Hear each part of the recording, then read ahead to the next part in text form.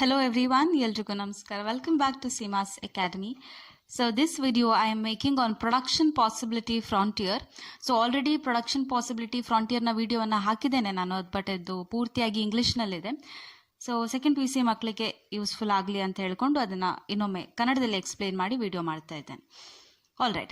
Now, what is this production possibility frontier? Students, let me tell you, this is one very important concept from your first chapter. Okay. So, microeconomics na first chapter alli ee concept ide and it is very important. Now, production possibility frontier. Production ಅಂತ ಹೇಳಿದ್ರೆ ಉತ್ಪಾದನೆ, ಅದು ನಮಗೆ ಎಲ್ರಿಗೂ ಗೊತ್ತಿದಲ್ವಾ. Production ಅಂತ ಹೇಳಿದ್ರೆ manufacturing ಅಥವಾ ಉತ್ಪಾದನೆ. ಪಾಸಿಬಿಲಿಟಿ ಅಂತ ಹೇಳಿದ್ರೆ ಅವಕಾಶಗಳು are the choices available. Frontier means a boundary or a line or a chaukattu or a framework. That is frontier. Now, first of all, by looking at this term, you might feel that the concept is very difficult.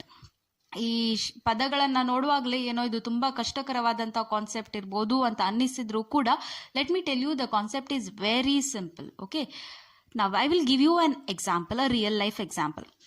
ಈಗ assume ಮಾಡ್ಕೊಳ್ಳಿ, ನಮ್ಮಲ್ಲಿ 10 rupees ಇದೆ. We have 10 rupees. Okay, and you have 2 things that you can buy. One is lace, another one is kurkure. So you can buy either lace or kurkure with this 10 rupees. So 10 rupees ಅನ್ನು ಇಟ್ಕೊಂಡು ಇನ್ನು ಹೆಚ್ಚು ಏನು purchase ಮಾಡೋಕ್ಕಾಗಲ್ಲ ಅಂತ ಹೇಳ್ಕೊಂಡು ನಾನು ಈ ಎಕ್ಸಾಂಪಲ್ ಅನ್ನು ಇಟ್ಟಿದ್ದೇನೆ. Now, what are the options available to you? How much lace and kurkures can you purchase?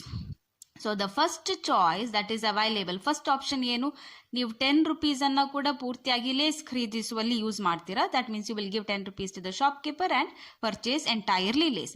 Then can you purchase kurkure? No, you cannot purchase kurkure. Second option ಏನು, ನೀವು ಲೇಸ್ ಅನ್ನ ಪರ್ಚೇಸ್ ಮಾಡೋದಿಲ್ಲ, ನನಗೆ ಕುರ್ಕುರೆ ಬೇಕು ಅಂತ ಹೇಳ್ಕೊಂಡು ನೀವು ಕುರ್ಕುರೆ ಪರ್ಚೇಸ್ ಮಾಡ್ತೀರಾ. So that is a second option. Third option ಏನು, you can buy 5 rupees Lay's. 5 rupees packet ಕೂಡ ಅವೈಲೇಬಲ್ ಇದೆಯಲ್ಲ ಮಾರ್ಕೆಟಲ್ಲಿ. Okay, so 5 rupees Lay's and 5 rupees Kurkure you can purchase. Now these are the 3 possibilities that you have. Correct ಅಲ್ವಾ? What are the 3 possibilities? One is you can purchase entire 10 rupees lace and no kurkure. Second possibility is you can purchase 10 rupee kurkure and no lace. Third possibility is you purchase both but you reduce the quantity in both the side.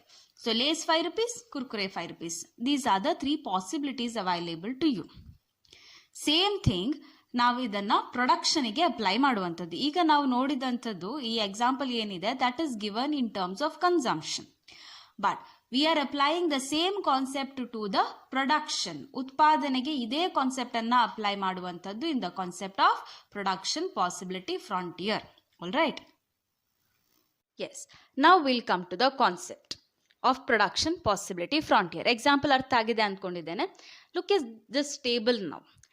In production possibility frontier, we are taking 2 items, that is corn and cotton. ಜೋಳ ಮತ್ತು ಹತ್ತಿ. ಈ lace ಮತ್ತು ಕುರ್ಕುರೆ ಏನಿತ್ತಲ್ವಾ, ಅದನ್ನು replace ಮಾಡಿ, ಅದನ್ನು ತೆಗೆದಾಕಿ corn ಮತ್ತು cotton ಅನ್ನು ಹಾಕ್ಕೊಳ್ಳಿ ಇನ್ ಯೋರ್ ಇಮ್ಯಾಜಿನೇಷನ್. ನಾವು what is this concept about? It is the concept about production. So ಇಲ್ಲಿ ಪ್ರೊಡಕ್ಷನ್ ಪಾಸಿಬಿಲಿಟಿ ಫ್ರಾಂಟಿಯರ್ ಅಲ್ಲಿ ಏನು ಹೇಳ್ತಾರೆ ಅಂತ ಹೇಳಿದ್ರೆ, ನಮ್ಮಲ್ಲಿರುವಂತಹ ರಿಸೋರ್ಸಸ್, ಸಂಪನ್ಮೂಲಗಳನ್ನು ಇಟ್ಕೊಂಡು ನೀವು ಹೇಗೆ 2 ಪ್ರಾಡಕ್ಟ್ಗಳ ಉತ್ಪಾದನೆಯನ್ನ ಮಾಡ್ತೀರಾ ಅನ್ನೋದು. Okay, now there are 5 possibilities. You can see in the production of corn and cotton we have 5 possibilities, namely A, B, C, D and E. First ಪಾಸಿಬಿಲಿಟಿಯಲ್ಲಿ ನಾವು ಕಾರ್ನ್ ಅನ್ನ, ಜೋಳದ ಉತ್ಪಾದನೆಯನ್ನ ಮಾಡೋದಿಲ್ಲ. We are not producing any corn. So that is why you see the number 0 there. ಹಾಗಿದ್ರೆ ನೀವು ಯಾವುದೇ ಸಂಪನ್ಮೂಲಗಳನ್ನು ಕಾರ್ನಿನ ಉತ್ಪಾದನೆಗೆ ಬಳಸೋದಿಲ್ಲ ಅಂತ ಹೇಳಿದರೆ ಅಷ್ಟು ಮೂಲಗಳು ನಿಮ್ಮಲ್ಲಿ ಉಳಿತವೆ. ಸೊ ಅದನ್ನು ಏನು ಮಾಡ್ತೀರಾ, ನೀವು ಪೂರ್ತಿಯಾಗಿ ಕಾಟನ್ನ ಪ್ರೊಡಕ್ಷನ್, ಹತ್ತಿಯ ಉತ್ಪಾದನೆಗೆ ಯೂಸ್ ಮಾಡ್ತೀರಾ. Alright? So you will use the entire resources in the production of cotton. So you can produce maximum 10 units of cotton in the first possibility. Clear? Done. Second possibility is possibility B.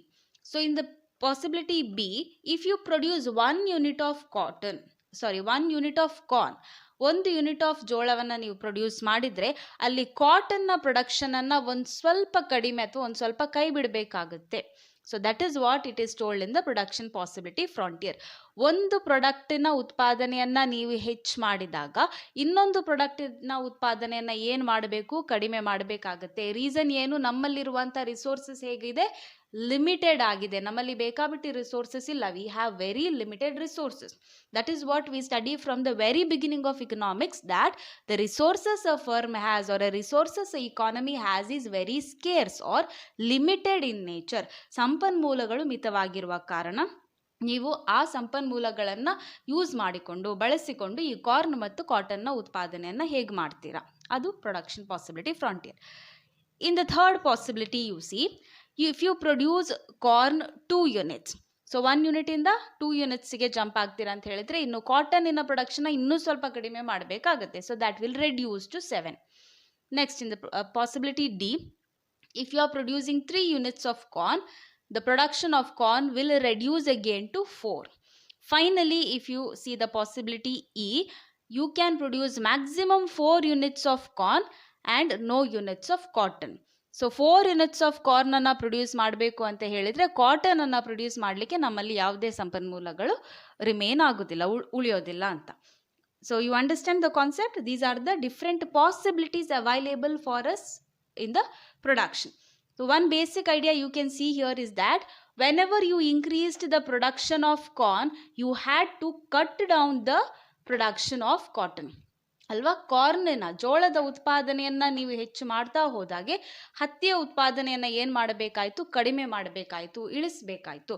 So this is your production possibility set. ಈ ಪಾಸಿಬಿಲಿಟಿಯ table ಇದೆಯಲ್ಲ, ಇದನ್ನು ನಾವು production possibility set ಅಂತ ಕರಿತೇವೆ. ನಾವು read the meaning. Production possibility set is the collection of all possible combinations. So all of these are the possible combinations of goods and services that can be produced from a given amount of resources and given stock of technological knowledge. So ನಮ್ಮಲ್ಲಿರುವಂತಹ ಸಂಪನ್ಮೂಲಗಳು ಮತ್ತು ನಮಗೆ ಇರುವಂತಹ ತಂತ್ರಜ್ಞಾನವನ್ನು ಉಪಯೋಗಿಸಿಕೊಂಡು ಯಾವುದೆಲ್ಲ ಕಾಂಬಿನೇಷನ್ಸ್ಗಳನ್ನು ನಾವು ಚಾಕ್ಔಟ್ ಮಾಡಬಹುದು ಎರಡು ಗೂಡ್ಸ್ ಅಥವಾ ಸರ್ವಿಸ್ನ ಉತ್ಪಾದನೆಯಲ್ಲಿ, ಪ್ರೊಡಕ್ಷನಲ್ಲಿ, ಆ ಪಾಸಿಬಿಲಿಟೀಸ್ಗಳನ್ನು ನಾವೇನಂತ ಕರಿತೇವೆ, production possibility set. All right. So first one we have understood. Next, production possibility frontier ಅಂತ ಹೇಳಿದ್ರೇನು? ನಾವು if the same table I draw it in a graph like this, here if I write corn in the x axis and in the y axis ನಾನು cotton ಅಂತ ಬರೆದ್ರೆ, here you can take the scale 0, 1, 2, 3, 4. Here it is up to 10. So let me take 1, 2, 3, 4, 5, 6, 7, 8, 9, 10. So approximate ಆಗಿ ನಾನೀಗ draw ಮಾಡ್ತೇನೆ. ನೀವು ನೋಟ್ಬುಕ್ಕಲ್ಲಿ ಮಾಡುವಾಗ exact scale ತಗೊಂಡು ಮಾಡಿ. Okay.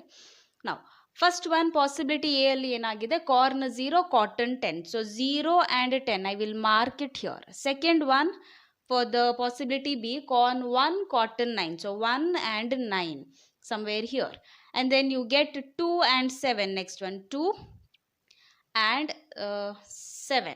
Third one is 3 and 4. Next one it is 4 and 0. So illikaytu. So you will get a curve like this. Okay. So here we have to write the possibilities, which is A, B, C, D and E. So these are possibility. So ಈ ಟೇಬಲನ್ನು, production possibility ಸೆಟ್ಟನ್ನು ನೀವು ಗ್ರಾಫಲ್ಲಿ draw ಮಾಡಿದರೆ ನಿಮಗೆ ಈ ಥರ ಒಂದು curve ಬರುತ್ತೆ. ಈ ಗ್ರಾಫನ್ನು ಅಥವಾ ಈ ಕರ್ವನ್ನು ನಾವು ಪ್ರೊಡಕ್ಷನ್ ಪಾಸಿಬಿಲಿಟಿ ಫ್ರಾಂಟಿಯರ್ ಅಂತ ಕರಿತೇವೆ. So what does the production possibility frontier tells you? It gives the combination of corn and cotton that can be produced when the resources of an economy are fully utilized. ಅಂದರೆ ಒಂದು ಇಕಾನಮಿಯ ರಿಸೋರ್ಸಸ್ಗಳು, ಸಂಪನ್ಮೂಲಗಳನ್ನು ನಾವು ಪೂರ್ತಿಯಾಗಿ ಉಪಯೋಗಿಸಿಕೊಂಡಾಗ ನಾವು corn ಮತ್ತು ಕಾಟನ್ನ ಪ್ರೊಡಕ್ಷನನ್ನು ಯಾವೆಲ್ಲ ಕಾಂಬಿನೇಷನ್ಗಳಲ್ಲಿ ಮಾಡಬಹುದು ಅದನ್ನು ತೋರಿಸುವಂತಹ ಗ್ರಾಫ್ ಅಥವಾ ಕರ್ವ್ ಏನಿದೆ ಅದನ್ನು ಪ್ರೊಡಕ್ಷನ್ ಪಾಸಿಬಿಲಿಟಿ ಫ್ರಾಂಟಿಯರ್ ಅಂತ ಕರಿತೇವೆ. ಫ್ರಾಂಟಿಯರ್ ಅಂತ ಯಾಕೆ ಕರೆಯೋದು ಅಂತ ಹೇಳಿದರೆ, ಈ ಲೈನ್ ಇದೆಯಲ್ವಾ, ಇದು ಬಾರ್ಡರ್ ಆಯಿತಾ. ಈ ಬಾರ್ಡರ್ಗಿಂತ ಹೆಚ್ಚಾಗಿ ನಾವು ಪ್ರೊಡ್ಯೂಸ್ ಮಾಡೋಕ್ಕೆ ಸಾಧ್ಯ ಇಲ್ಲ. ನಾವು this combination can't increase above this. Why ಅಂತ ಹೇಳಿದರೆ ರಿಸೋರ್ಸಸ್ ನಮ್ಮಲ್ಲಿರುವುದು ಲಿಮಿಟೆಡ್. ಹಾಗಾಗಿ if you increase the production above this line, your resources will be over utilized ಅಲ್ವಾ. ಅದೇ ನೀವು ಈ ಲೈನಿಂದ ಕೆಳಗೆ ಪ್ರೊಡಕ್ಷನನ್ನು ಮಾಡಿದರೆ resources will be under utilized. So ಹಾಗಾಗಿ ನಮ್ಮ ಸಂಪನ್ಮೂಲಗಳು ಓವರ್ ಯುಟಿಲೈಸು ಆಗಬಾರ್ದು, ಅಂಡರ್ ಯುಟಿಲೈಸು ಆಗಬಾರ್ದು. It should be optimum utilization of resources. So that is why this is the best possibility we get for the production of corn and cotton. Now this is the concept of your production possibility set, production possibility frontier. Now there is one small concept that is associated with this PPF or production possibility frontier, that is opportunity cost. ಈ opportunity cost ಅಂತ ಹೇಳಿದ್ರೆ ಏನು? So the cost of having little more of one good in terms of amount of other good that has to be foregone. Now ಇಲ್ಲಿ ಒಂದು production possibility B ಅಲ್ಲಿ ನೋಡ್ಕೊಳ್ಳಿ, ನಾನು corn one unit produce ಮಾಡ್ತಾ ಇದ್ದೇನೆ ಅಂತ ಹೇಳಿದ್ರೆ ನನಗೆ 9 ಯೂನಿಟ್ಸ್ ಆಫ್ ಕಾಟನ್ ಮಾತ್ರ ಪ್ರೊಡ್ಯೂಸ್ ಮಾಡೋಕ್ಕಾಗತ್ತೆ, ಹೌದಾ? Which means 1 unit of cotton if I have to produce, I had to give up the production of cotton by how many unit? ನೋಡಿ, 10 cotton ಇಲ್ಲದಿದ್ರೆ ನನಗೆ ಪ್ರೊಡ್ಯೂಸ್ ಮಾಡ್ಬೋದಿತ್ತು. ಪೂರ್ತಿಯಾಗಿ ನಾನು ರಿಸೋರ್ಸಸನ್ನು ಕಾಟನ್ನ ಪ್ರೊಡಕ್ಷನಲ್ಲೇ ಹಾಕಿರ್ತಿದ್ರೆ I could have produced 10. But now I had to reduce it by how much? 1 unit reduce ಮಾಡಬೇಕಾಯ್ತು. ಸೊ ಎಷ್ಟು ಯೂನಿಟ್ ನನಗೆ ರೆಡ್ಯೂಸ್ ಮಾಡಬೇಕಾಯ್ತಲ್ವಾ, ಅದನ್ನು ನಾವು ಅಪರ್ಚುನಿಟಿ ಕಾಸ್ಟ್ ಅಂತ ಕರಿತೇವೆ. So in order to have little more of ಒಂದು ಗೂಡಿನ ಪ್ರೊಡಕ್ಷನನ್ನು ಸ್ವಲ್ಪ ಜಾಸ್ತಿ ಮಾಡಬೇಕು ಅಂತ ಹೇಳಿ ಇನ್ನೊಂದು ಗೂಡಿನ ಪ್ರೊಡಕ್ಷನನ್ನು ನಾನು ಎಷ್ಟು ಕೈ ಬಿಡ್ತೇನೆ, ಆ ಅಮೌಂಟ್ ಅಥವಾ ಆ ಟರ್ಮ್ ಇದೆಯಲ್ಲ, ಅದನ್ನು ನಾವು ಅಪರ್ಚುನಿಟಿ ಕಾಸ್ಟ್ ಅಂತ ಕರಿತೇವೆ. Okay, so you have to just write the meaning of opportunity cost at the end. So how will you write answer for this question of production possibility frontier? First of all, production possibility set na meaning anna bariri, production possibility frontier na meaning anna bariri. ನಂತರ ಈ table ಅನ್ನ draw ಮಾಡೋದು, ಈ graph ಅನ್ನ draw ಮಾಡೋದು. ಸಾಧ್ಯ ಆದಲ್ಲಿ ಈ ಟೇಬಲ್ ಏನು ಹೇಳ್ತಾ ಇದೆ, ಈ ಗ್ರಾಫ್ ಏನು ಹೇಳ್ತಾ ಇದೆ ಅದನ್ನ ಎಕ್ಸ್ಪ್ಲೇನ್ ಮಾಡೋದು. ಈ ಲೈನಿಂದ ಮೇಲೆ ಆದರೆ ರಿಸೋರ್ಸಸ್ ಓವರ್ ಯೂಟಿಲೈಸ್ ಆಗುತ್ತೆ, ಈ ಲೈನಿಂದ ಕೆಳಗೆ ಬಂದರೆ ರಿಸೋರ್ಸಸ್ ಅಂಡರ್ ಯೂಟಿಲೈಸ್ ಆಗುತ್ತೆ ಅನ್ನೋದನ್ನ ಬರಿಬೇಕು.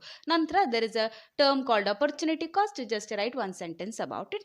So there we wind up production possibility frontier concept.